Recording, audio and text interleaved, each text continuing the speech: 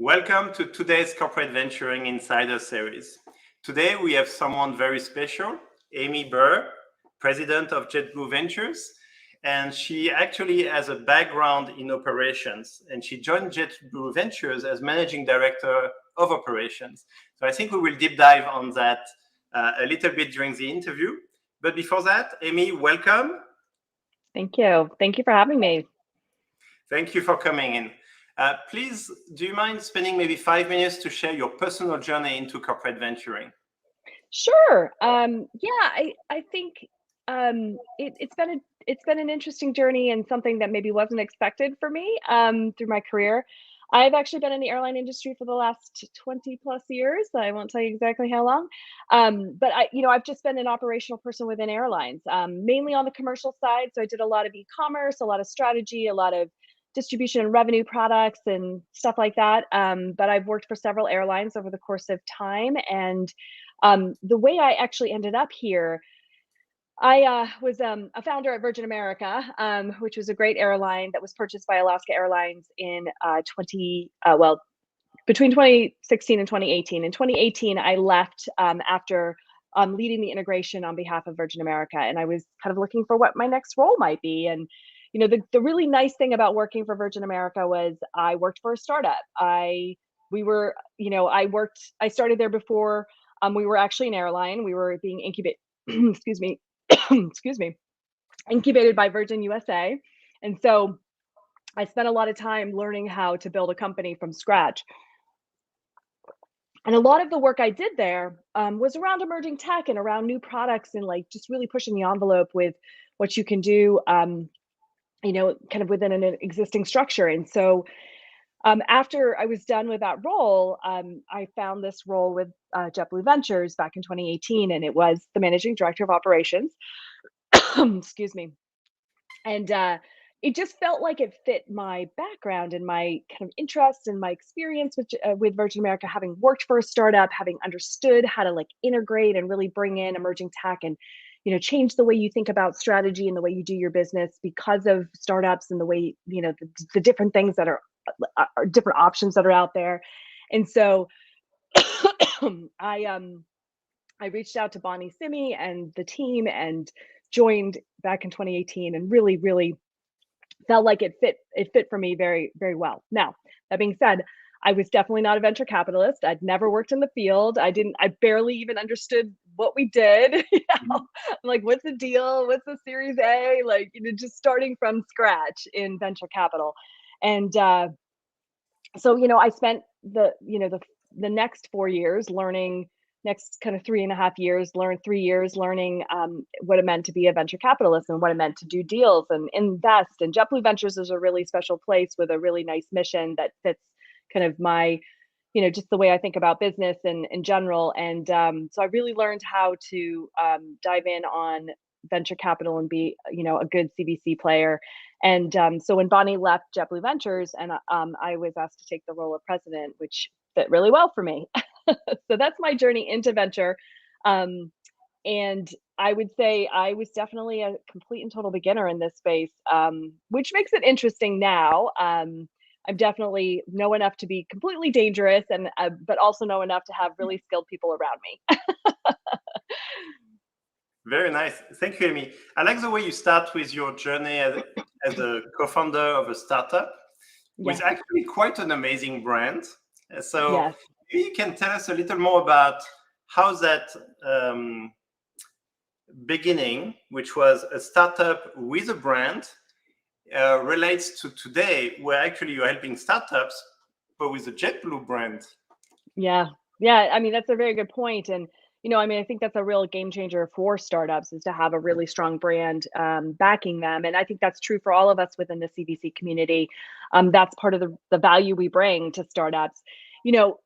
Certainly for Virgin America, it was a very different experience than a lot of other startups or especially startup airlines to have Richard Branson as a backer, to have that Virgin brand. They licensed the Virgin brand. That was our model is we, launched as an airline with a license with the Virgin name so that we could be a Virgin branded company. And that was a huge game changer for the airline as it grew because all that brand recognition was already there.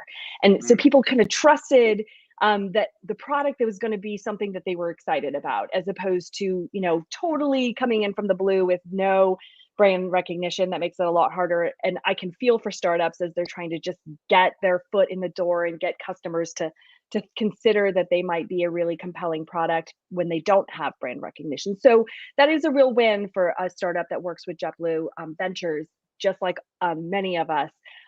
Having that ability to kind of help them with our name is a real big win. The quirky thing about us is that JetBlue Ventures, on the strategic to financial scale, we're kind of in the middle. And one of the things we don't require or don't have an expectation around is an automatic contract with JetBlue. Instead, what we offer is the ability to obviously talk to JetBlue and other amazing providers within travel, and the expertise that our team brings, having years and years of experience within travel. So it's still, I think, a really great brand boost for a startup that has, been one that we've invested in and that we're working with. So I think that's, it's a really helpful thing for sure. Having experienced it myself, I know how much that helps. Just get that initial, group of customers to take a chance on you. Very nice. Now, I will double click on all the engagements between JetBlue Ventures and the startups and your portfolio companies, but I want to double click on the operations part, which is how much of what you had experienced driving operations was the same as you joined JetBlue Ventures, and how much was not the same? Well, okay, so first of all, our title of operations, our operations team, the work that they actually do is around innovation, first and foremost. So it is a lot of work around, figuring out what the problems that we're actually trying to solve at JetBlue or other travel providers, and actually figuring out a way for startups to kind of engage with them and figuring out if that's going to be a solution.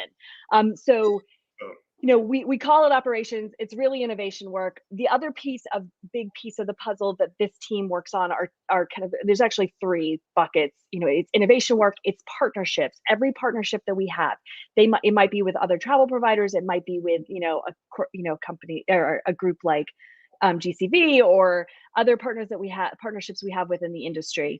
And then the third and really, really, really critical piece for our startups is our platform. So we actually have a formal platform of portfolio success that we actually help them kind of grow and become a big company and be successful and all of the things. We actually do spend quite a bit of time on that, and the operations team leads that for us.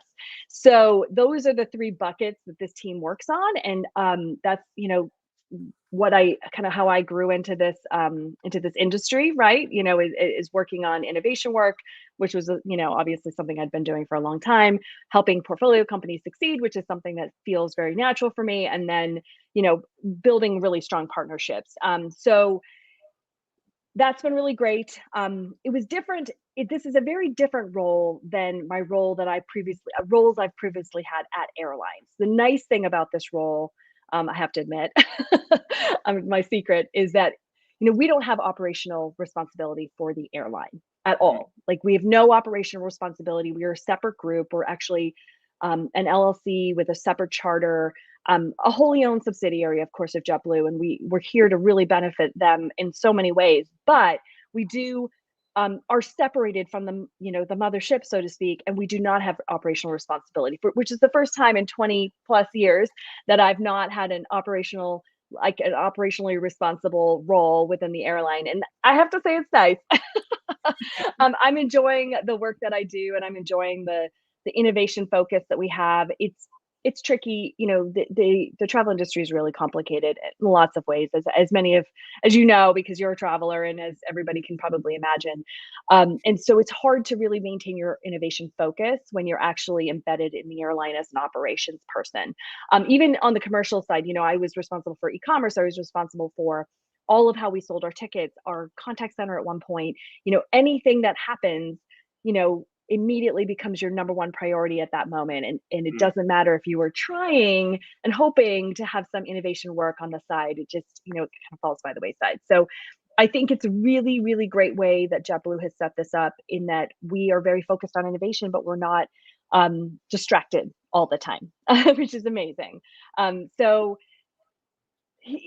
that's probably the biggest difference between this type of a role versus actually being, an operator within your industry, is that this role is really just focused more on the innovation side and less responsible for the day-to-day. Very nice. So you mentioned three pillars, but I will start with innovation because you started with innovation.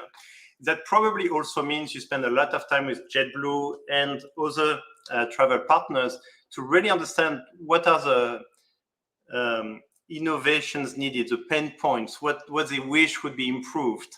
Yeah. How much time do you spend on that front, understanding these requirements coming in? Yeah, that's a big piece of what my team does. And what I did when I first started, that was my primary role. We spent a lot of time with the internal business units within JetBlue and JetBlue Travel Products and other partners within the industry, just talking about long-term strategy and how they want to change the way they do business. Also talking significantly about pain points and how emerging tech and how these startups can help them solve like really painful parts of their job that don't need to be that way, because the downside to the travel industry is it's very old legacy tech and old legacy like processes and policies, and the way you do business is very regulated and all those things. So where we can, it's amazing to take kind of a next generation thinker, a startup with the next generation of technology, and actually help them just do their job in a better way. So we spend so much time with our business units just talking about what the opportunities are, where they would like to see things change. And then we spend a lot of time actually doing proof of concepts. And they may be proof of concepts that with startups that we don't invest in. That actually doesn't matter. If it solves a problem, if it's in the startup world and it solves a problem, we bring it to JetBlue and we help them trial it to see if it's going to actually be the solution they're looking for. So, so much of our work is that. And we have, probably half of the team is actually dedicated to that type of work. I want to ask more about the proof of concept, because when you want to do the proof of concept, it comes from a pain point that you heard from your groups, but you still need to find a startup that would be part of this proof of concept. But you want to make sure it's valuable not just for JetBlue, but also for the startup. So how do you ensure that the expectations are set correctly and that there is value at the end of the proof of concept on both sides? Yeah, that's a really good question. So part of it for the startup, this is one of the ways they could actually become a business partner with JetBlue. To be able to prove that the work that they do is actually going to move the needle, and actually it helps them build the business case. JetBlue, of course, like any big corporate body, has got like all of these policies and procedures in place where you got to build your business case in order to get the new business vendor and all of those types of things.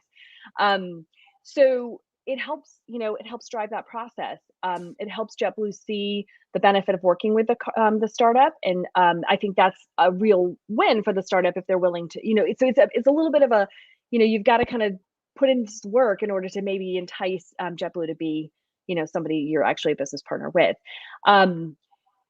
A lot of it sometimes, even and this is actually true fairly often, is that some of it's around us helping them figure out how their product's going to work for the industry. So even if they don't wind up with a business relationship with JetBlue, it's super valuable for some of these startups to think about, to actually just see in action how their process or their product or their system or whatever it might be is actually going to integrate within an airline. And so a lot of it is around that knowledge that they gain during that proof of concept. And so that's, I think, another win for the startup. But obviously they want the business with JetBlue. And so, we definitely try to remind them that this is one way to earn that business. And they do have to earn the business, and that's the tricky part. But I do try to set expectations that, a introduction to somebody at JetBlue or even a proof of concept does not mean that it's going to end up the way you want it to. So let's all get what we can from the process, and we set up the deliverables and the milestones and the markers and the things we're measuring to make sure that even if it doesn't wind up being a business relationship at the end, it's still valuable for the startup. Very nice. And would you say that a good proof of concept is more likely to lead to an investment by JetBlue Ventures, or it still requires JetBlue itself to want to engage, or sometimes you invest before the proof of concept? So we really don't tie those things together. It is great when we make an investment in something that JetBlue uses. Amazing. That's like the perfect scenario, that it's something that JetBlue really wants to use and it's going to be super valuable. And we also make an investment. That's a wonderful scenario. It's not always the case, and it's not necessarily our goal either. We do a lot of proof of concepts with companies that are things that we won't invest in. They're not within our investment thesis. They don't fit within our themes. We invest around 5 specific themes, anything within travel tech, but within 5 specific themes. And then we have financial goals for the investments that we make. And so sometimes it's a startup that's really, really valuable to JetBlue, and that's amazing, but it's not something we're going to invest in. A lot of times we invest in things that are really, really great companies that we think are going to be the right player in their space, that is going to be a good, grow and be very valuable to many, many travel providers and potentially have a really nice financial return for us, but isn't ready for JetBlue, or JetBlue is not ready for them, or it's just not quite in the strategy for JetBlue for right now. We think about it as we're looking for investments that are good for the industry. And a lot of our sustainability investments right now are really about industry improvement and about meeting industry goals around, net carbon zero goals and decarbonization. And a lot of those things are not things that JetBlue has in their roadmap, at least at this time. Are they things that could come later? Maybe, and that would be amazing. But it's still about making the industry, move towards a really common goal that we all have. So like we've invested in hydrogen or electrification or a bunch of things like that are maybe good for JetBlue someday and maybe not. And so we're really clear with our startups that we are investing in them because we believe in them. We believe they're right for the industry. We believe that they're going to move the needle in various ways, but that doesn't mean that JetBlue is going to use them. Very nice. It's a nice golden nugget, which is you will be able to introduce and facilitate proof of concept with JetBlue, even if you don't plan to invest. But at the same time, you may decide to invest, even though there may not be no proof of concept with JetBlue. Yeah. And I mean, in a perfect world, it all comes together and it's an amazing company that is a great investment for us and a great business partner, but it's not always the case, and that's okay. Very nice. And then you mentioned about good for industry, and maybe we can talk about industry a little bit, and JetBlue in particular. I mean, the travel industry has been through a lot in the recent years. Yeah. 2020 was very difficult. How are you coming out of it? What do you see as the opportunities for innovation for the industry? And how do you see JetBlue taking advantage of it? So yes, COVID was very challenging for the travel industry at the beginning. And we did some investment in 2020, but not a lot. I'll be honest. It was our not quite our slowest year. I guess our first year was technically our slowest year. We've been around for 7 years, but it was a pretty slow year for us. And so we spent a lot of time during that year actually doubling down on the innovation side and helping JetBlue, think about startups and how it could help with the current situation, like a lot of health and cleaning tech and, UV tech for cleaning on the aircraft and anything health and safety related, or a lot of contactless technology, and how do you do a lot of more self-service in the airports and things like that. So all of that type of innovation work, we spent a lot of that year working on and just thinking about and helping them think about that.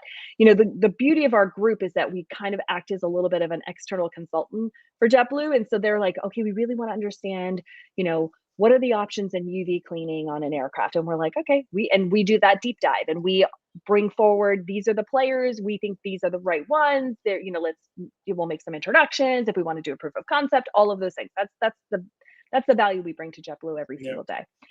So we spent a lot of time on that in 2020. And then we also spent a lot of time working with our portfolio companies to help make sure that they would make it through, because not only was it difficult for us, it was difficult for every travel startup in the world.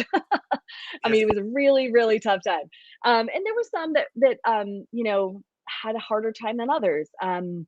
a lot of the companies, they hunkered down and they conserved as much cash as possible, and they actually spent time, making their product better. Others were like, okay, let's pivot into this, in at least for the foreseeable future, and that helped them kind of make it through. There was lots of ways that we helped with a lot of advice for our portfolio companies. So that was 2020 for us. Not a lot of investment, a lot of building the pipeline for later, not a lot of actual investment, a lot of work with portfolio companies as well as JetBlue. 2021, we hit the ground running, and we did a lot of investing in 2021. And then 2022, we actually had our highest investment year ever. Invested in the most new startups, as well as just like the highest amount of actual investment we've done. And so, we really definitely focused on kind of coming out of that period as the venture fund and in really being ready in 2021 to, find some really great deals and really move the needle. So that was really successful. Now we're in this really weird spot where there's a lot of uncertainty in the economy. A lot of companies are really struggling with kind of what their next steps are and hunkering down and kind of conserving a little bit, but travel is amazing. There's so much travel out there. Everybody wants to travel. And so it has been lots of pent up demand. Everybody's traveling. Anybody who has traveled lately knows this. The airports are full, the planes are full, the prices are really high. It's a lot of travel. So, this is just great opportunity for us to continue to find really amazing startups. And so, we're hopeful that this year will be just as high as last year, and we'll have as many new and cool companies to invest in. But it was definitely a tricky time for a little bit. I think that's, as a venture fund, as a corporate venture fund, it's a good place to be in, where you come through something so dramatic for your industry and still come out of it as intact, as a fund that is still investing, that has the I don't know, what do I say, the backing of the executives and the board, and that everybody's still on board with you being an active fund. And that, I think that's a really great thing. And so really excited about how this all played out for us. It was obviously a really challenging time for us and JetBlue and all of the industry, but I think we made it through okay. Very nice. Amy, you talked a bit about the platform you built. Can you explain what the platform does, what the value it brings? Yeah, and I call it the platform because it seems like that's kind of what everybody seems to call their, it's just it's a collection of things that we do for our portfolio company. Some of it is a little bit more physical, like, a job board, or we have an entire database of resources. So like if you're a startup and you need a contract CFO, we've got 30 of them, that we've vetted and that we think are good. And if you need information about how to build the right deck, or, for investors, or, media contacts and things like that, our database has a ton of that type of stuff in it. And then, the pillars are, around kind of traditional stuff that you would do for your portfolio companies. We just made it a little bit more formal and wanted to make sure that we're really being held accountable to it. But, it's around business development, and it's around helping the companies with their financial kind of goals and structure and fundraising and all of those types of things. A lot of media support.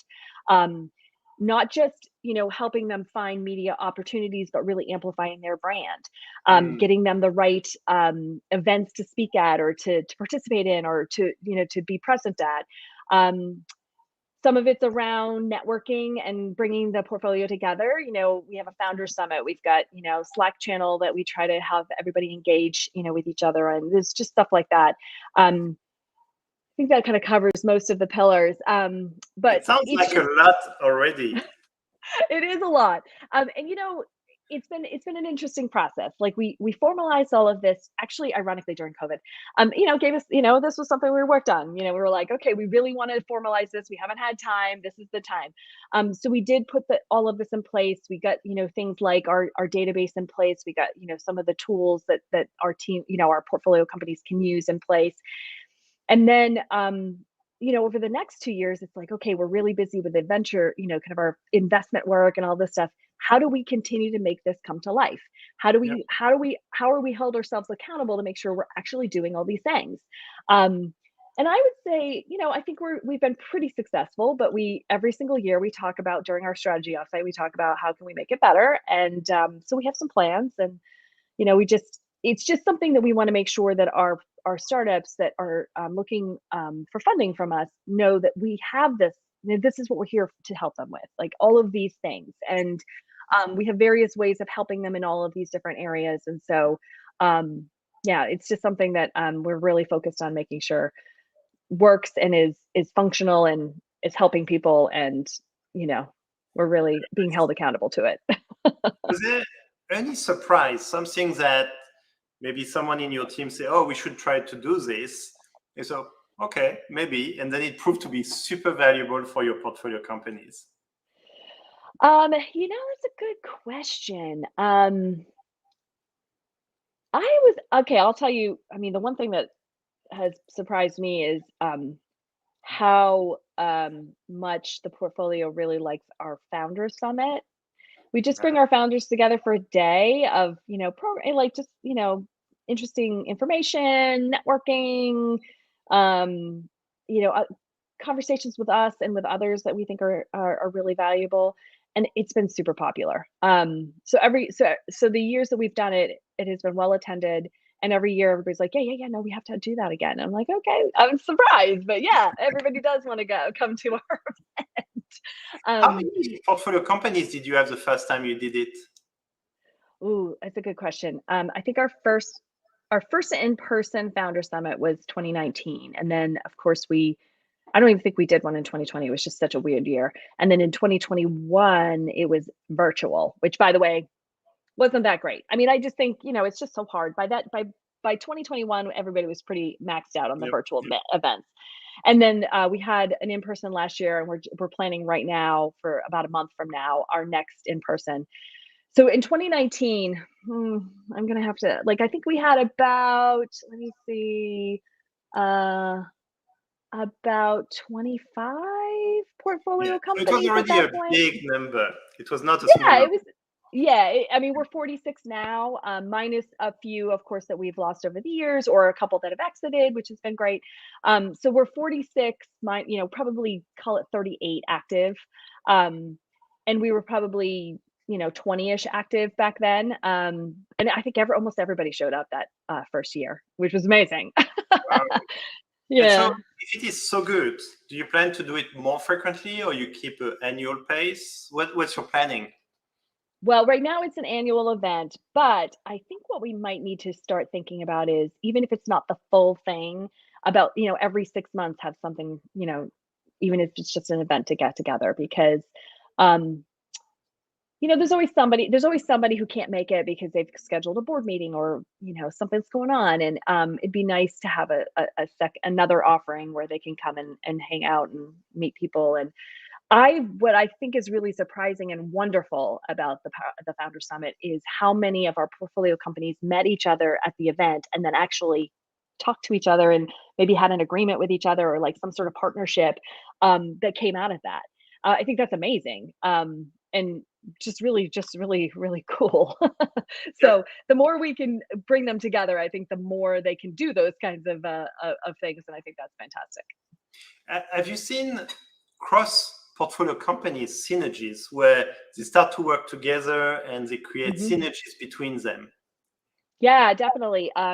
We've had a couple partnerships develop where, this one maybe is a data company that provides a certain type of data that this one actually needs and uses, and so they have a relationship, and that's amazing.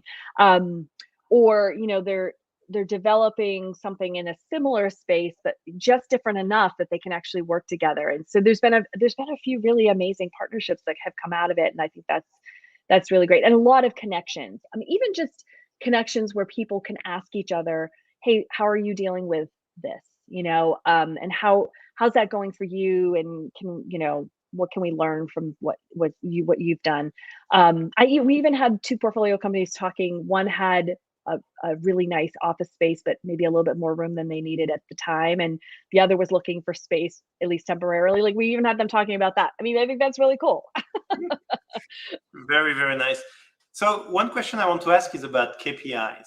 How do you measure your contribution, your value creation, especially when your mission that you mentioned is about innovation?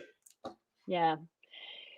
So we do have very financial KPIs on the one side, and we do measure them. We have goals. We measure them, quarterly, and have a yearly goal to strive towards. We're measuring IRR and TVPI and those types of things. And then on the innovation side, that's been a tricky process. And I'm sure everybody, in the CVC world has had this conversation. I'm sure you have as well. How do you measure your, success within the innovation or the strategic value that you're bringing?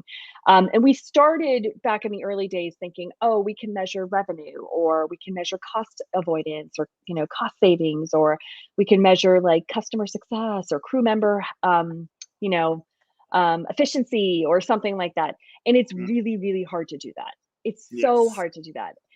It's so rare that you have a startup that's so clearly clean, kind of clean within their space that you can say all of this revenue or cost or whatever is attributable to them. Usually, the types of startups we're bringing in are kind of around the edges of these big systems. And so how can you say, oh, this startup, drove this cost savings when it's attached to this gigantic system that also could have driven the cost savings.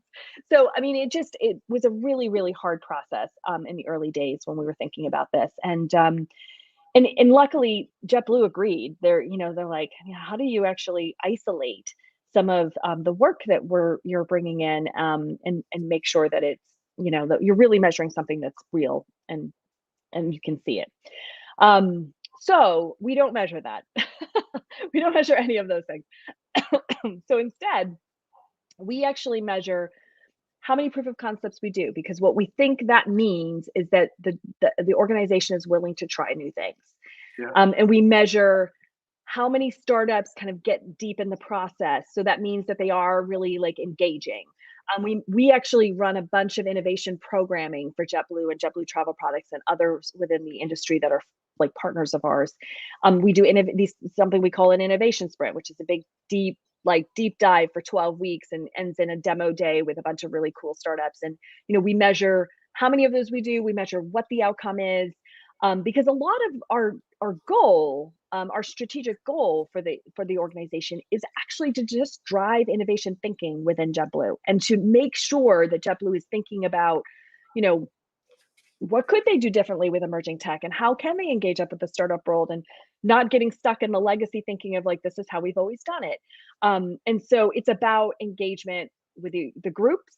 We measure how much we engage with each business unit, and literally we measure how much we do, and then whether we should, increase or decrease, all of that. And then it's a lot around whether or not they're willing to engage and try things. So, it's always proof of concepts and innovation programs and engagement with business units. And that is, how we try to measure if we're successful on the strategic side. But there's a bunch of different ways to do this, obviously. And this is what's worked for us. And I talked to a lot of different CVC folks about this because this is hard. This is probably the hardest part of our business, I think. Just how do you make sure that, it's not hard to bring the strategic value, but how do you measure that people can see it? Part of what I value, what I consider value for us is if JetBlue business units are reaching out to us and asking us to help them. We've developed a really great relationship with sourcing within JetBlue, and sourcing they'll know that they've got this RFP for some part of the organization coming up, and they'll actually reach out to us and say, hey, can you guys give us what you see as well? And to me, that's a huge mark of success on the strategic side, that we have become a valued resource. Very, very nice. Now, one thing you mentioned is you were asked to join JetBlue Ventures. Can you tell us about how this came about? And of course, Bonissimi is amazing. So how did that come about, and why did you choose to go and join a corporate VC while you never had done it before? Yeah. Well, I mean, I definitely engaged in the whole recruiting process, of course, but I had been talking to folks at JetBlue for a while. Okay. As soon as that, it's a small industry, we all know each other. And it's funny, I met with the head of the executive who the firm reports up into at the time, Ish Sundaram, and he's like, wait, I've tried to hire you like 3 times. I'm like, I don't know if that's true, Ish, but I'm here now. And so I applied, of course, for the job, but they immediately were like, yeah, we've been talking to you forever. And I had been talking to folks at JetBlue, in the people department and a bunch of leaders for a while about, whether or not that was the right fit for me. But it worked out so well because really the right fit for me within JetBlue is the ventures team. Like really, it really fits my expertise and just my like the work I love to do. And it just more so than probably I would say any other group within the organization. So it worked out amazingly well. That Bonnie had been searching for somebody for this role, and that I had talked to so many different people who were like, yes, we should totally hire her in this role. And Bonnie and I hit it off right away. And so that really worked out well. So back to the part of the question. Venturing, yeah. Yeah, there you go. I was going to come back to that. I don't know. I didn't really think of it like that. Again, I wasn't an investor, so I didn't really understand that part of the business. The way I looked at it was, oh, this is an amazing part of the organization where I get to work on innovation, helping, bring startups into the organization, and more importantly, helping JetBlue think about the way they do business, which has always been a big piece of all the roles I have held in the industry, which is just thinking about how we can do things differently in order to do things better. And so, that was what was exciting to me, that I got to work with startups all the time, and that I got to help JetBlue think about, how innovative they are and whether they really are, trying to make things different. And, I know a lot about this industry, and I know all the problems, and I know all the hard things. And so I can actually have these conversations with leaders at JetBlue and say, I understand why it is hard for you to think that you might be able to change the way you do business in this area. I understand all of the road, the road blocks and, the tricky things with the regulations and like all of those things, because I've been in this industry for so long. But let me tell you how this could work. And so I think that's a value I bring, or at least did when I first started, when I did a lot of that work. Now I run the organization, so I get to do less of that work. But I have great people who have the same mentality and have the same capability of actually saying to somebody at JetBlue, like, I understand exactly, what the problem is. Let me talk to you about how we think we can change that. So I think that's what I was excited about. So yes. And then, it just kind of has a really cool, kind of cool vibe. You're at the corporate venture firm. That's so cool. So, I was like, yeah, that sounds like a great idea. And then I got into it and I realized, wow, I know nothing about corporate venturing.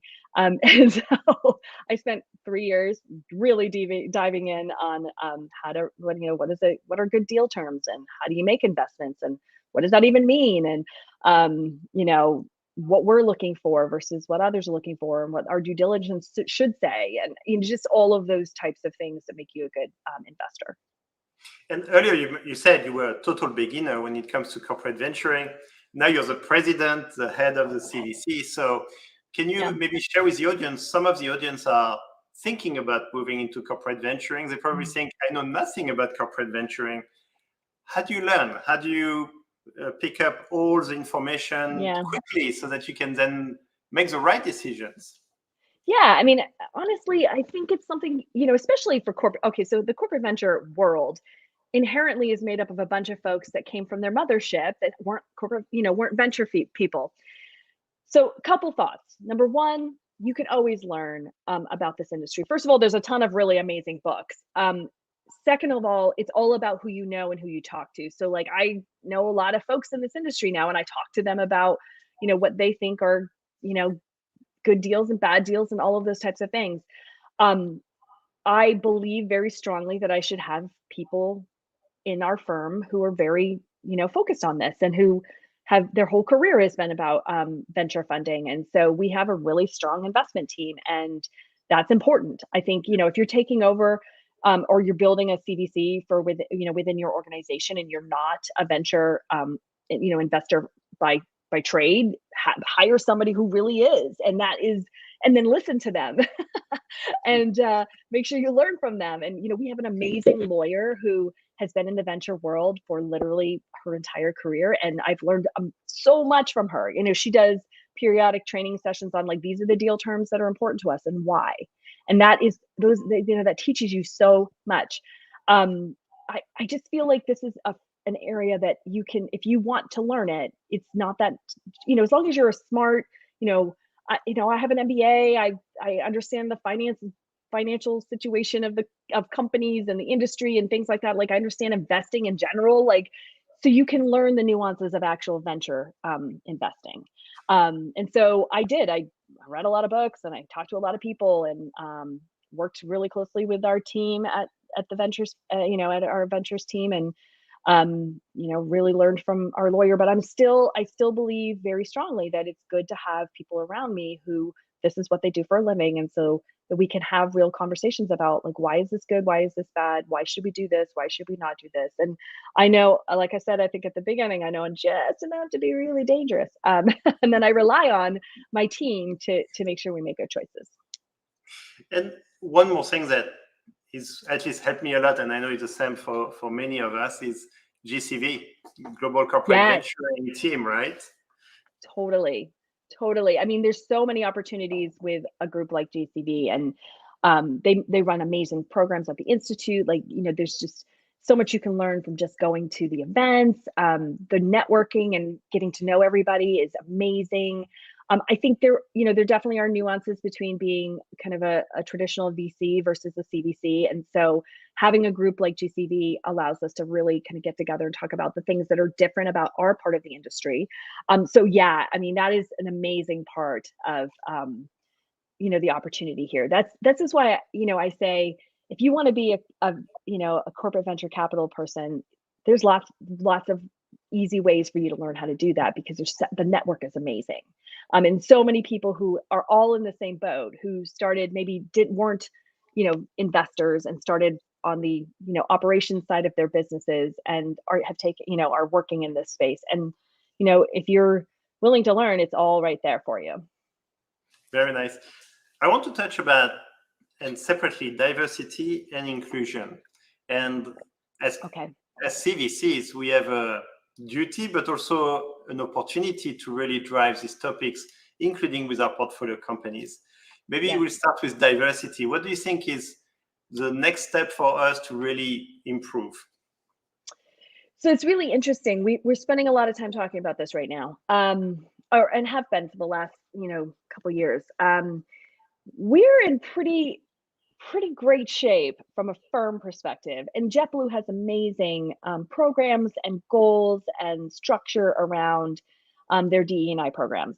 And so we get to use kind of that structure as well. And our team is always pretty diverse, and I really am proud of that. Starting from the fact that the two leaders of this organization in 7 years have both been women, which is amazing.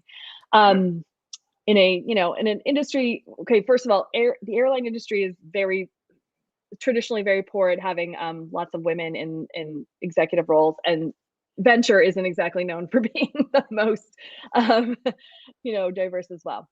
So we think we're doing pretty well there, and we continue to focus on that. And it's all about having a good, diverse hiring pool when you're hiring new candidates, and mentoring either women or people of diverse ethnic backgrounds to be part of this industry. So that's great. I think where we really have some work to do and have some exciting goals around is helping our portfolio companies, not just helping them be more diverse, but for ourselves, sourcing more diverse founders. And so that's a big goal for us this year, is to make sure that we are part of the right groups and attending the right events, and maybe even hosting or co-sponsoring events that focus on diverse founders of, startup founders. And so that we can, because the only way that we can change the makeup of our founder group is to actually make sure we're seeing all of the really relevant startups from diverse founder groups. So we're really excited about that and really focused on that.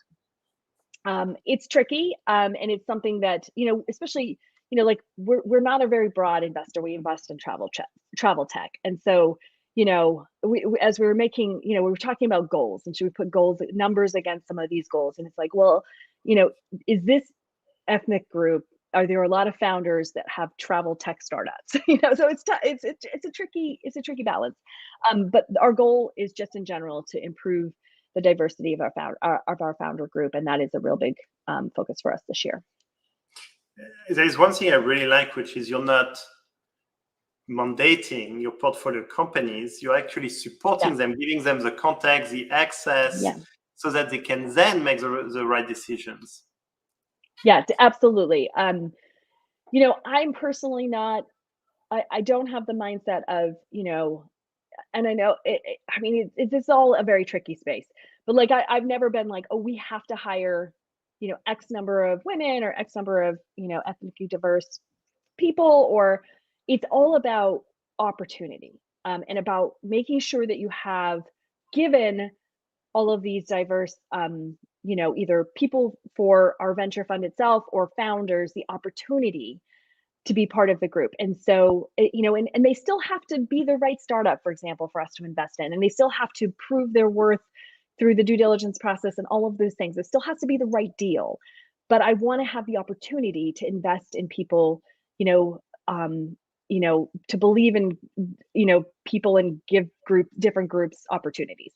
So it's all about creating those opportunities, and that's how we think about it for our portfolio companies. Like, we want to create the opportunities and give the knowledge to them so that they, they can also have that opportunity to be more diverse and to hire the right folks. And it's all about just creating opportunity, and that's kind of how I think about it.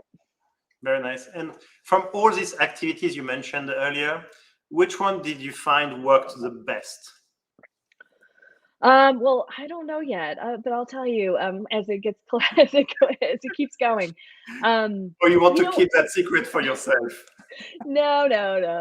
I'm not sure yet. I'm not sure what's going to work the best yet. I mean, I feel like we're just starting this journey, and we've really only focused on it for the last, from a portfolio perspective, for the last like year and a half.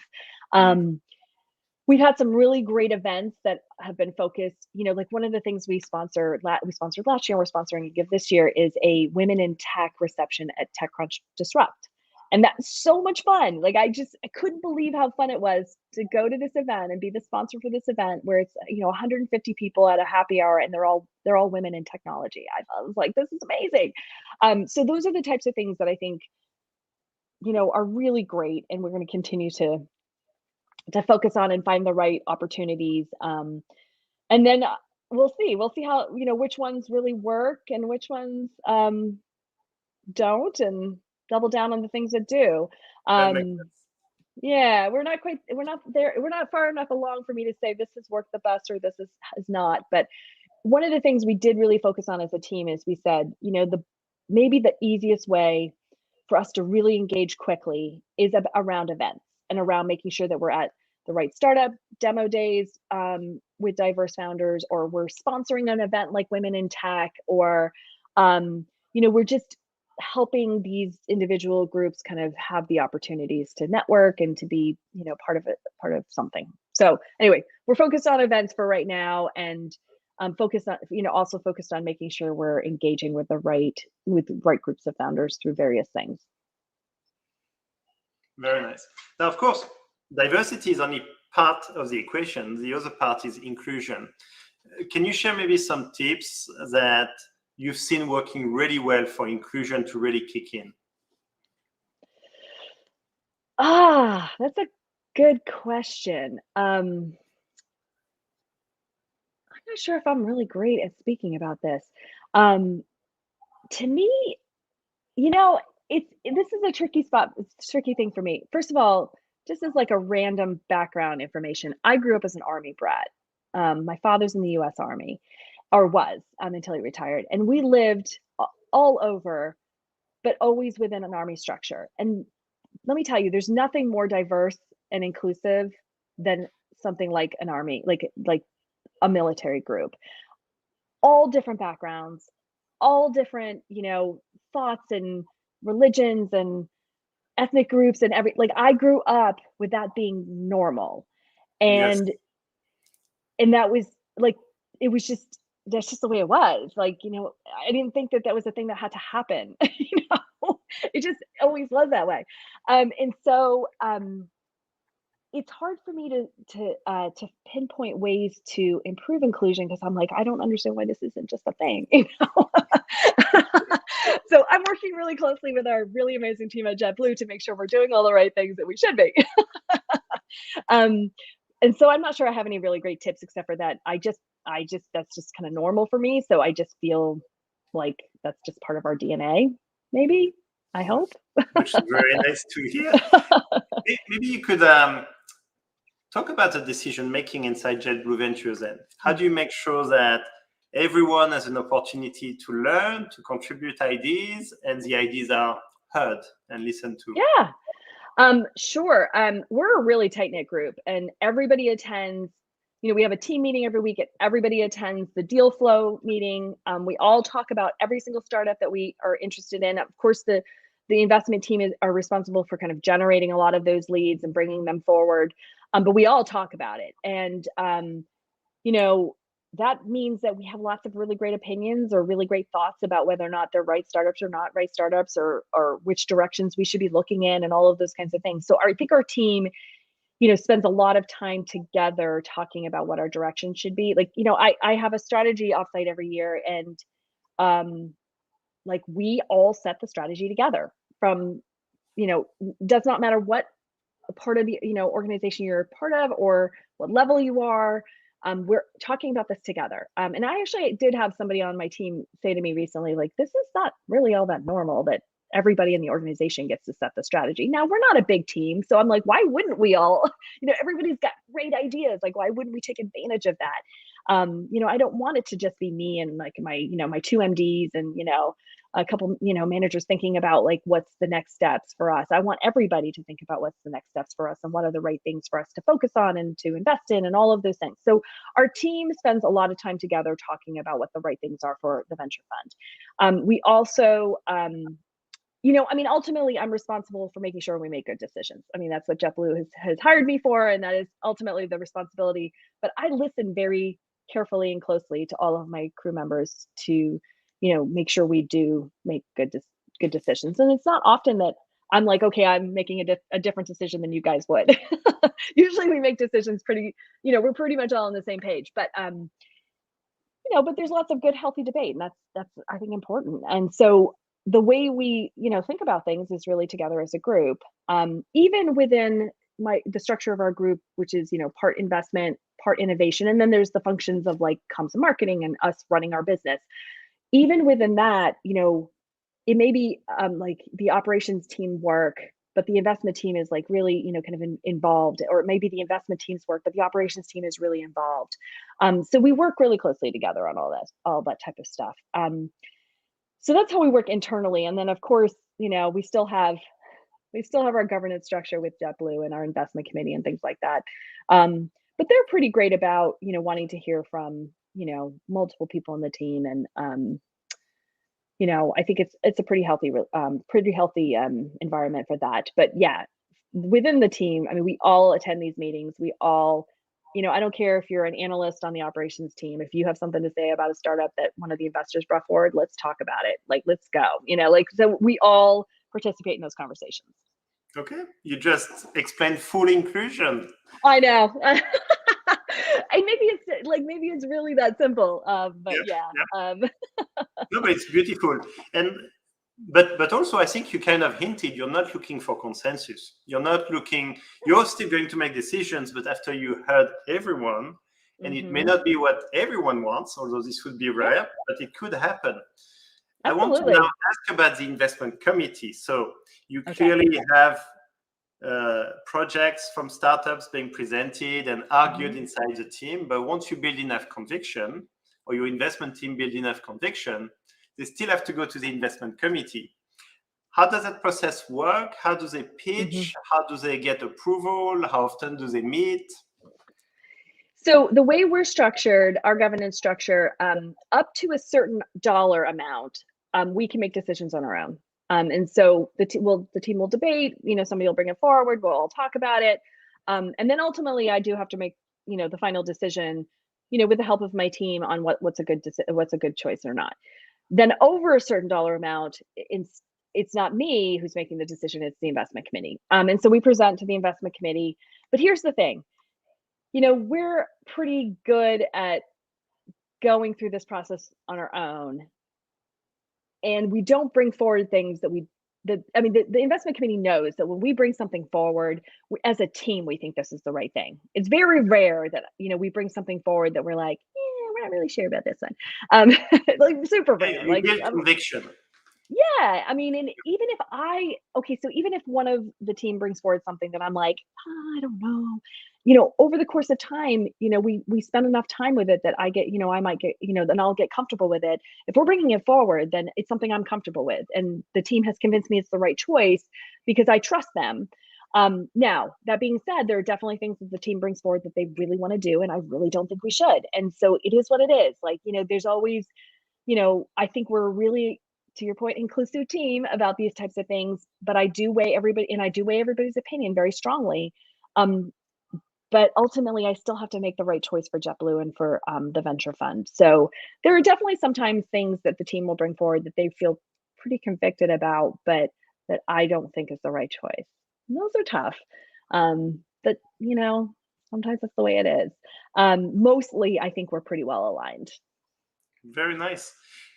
Can we talk a little bit about the follow investment? So you've made an investment in a company. It's now a portfolio company. So the conviction is there, but maybe the startup is struggling. Maybe they're doing very well. Maybe they're pivoting. How do you think about follow investments? So we definitely do follow-on investments. And that's an important piece of the work we do. We think that's important for a venture fund of any kind, whether it's a corporate venture fund or a traditional VC, to support startups as they grow. Now, that being said, we don't do all of them.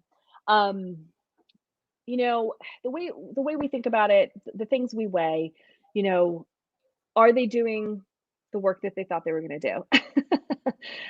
Sometimes a startup will pivot, pretty substantially away from what we thought was exciting about them, and then we maybe will let them go. And we're still an investor, but we're probably not going to follow on. So if they pivoted substantially from what we think is a really compelling use case or a really compelling product, then we probably won't do it.